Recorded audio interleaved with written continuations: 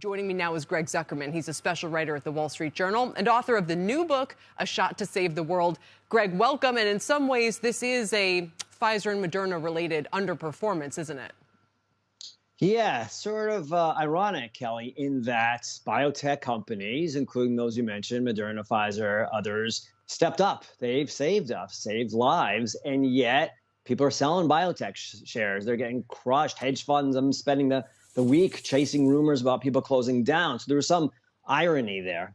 Yeah, there is. All right. It's not a laughing matter, though, for hedge funds who are facing huge losses. Tell us what kinds of losses and the impact that's having across the markets.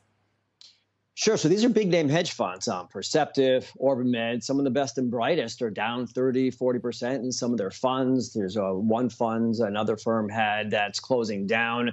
And as I said, the rumors about others.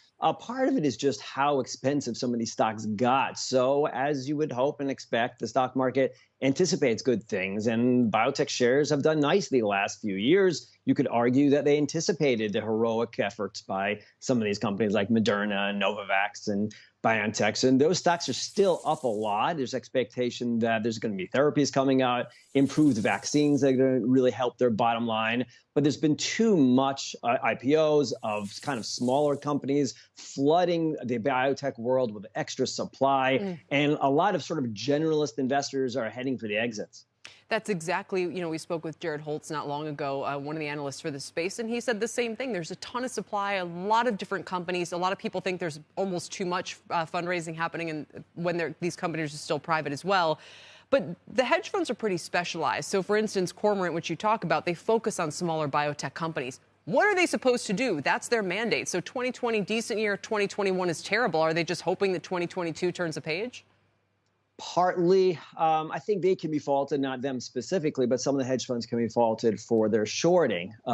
Some, not all, but some have done things like shorting the S&P 500 as opposed to specific biotech shares. That obviously has hurt them as the S&P has climbed higher. So they argue that, well, we're actually in a really remarkable era for biotech. We're seeing it with the vaccines, with some of the therapeutics that are coming, and now's not the time to sell. The counter argument is, yeah, these companies may be really attractive long term, but these stocks are still relatively expensive on a historical basis.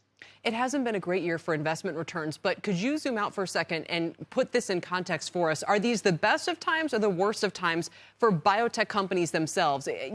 A lot of capital raising, a lot of companies IPOing could be seen as a positive. Obviously, they're going to get a benefit, I think, from everything that's happened with the efforts to fight COVID. Maybe that takes off the political edge.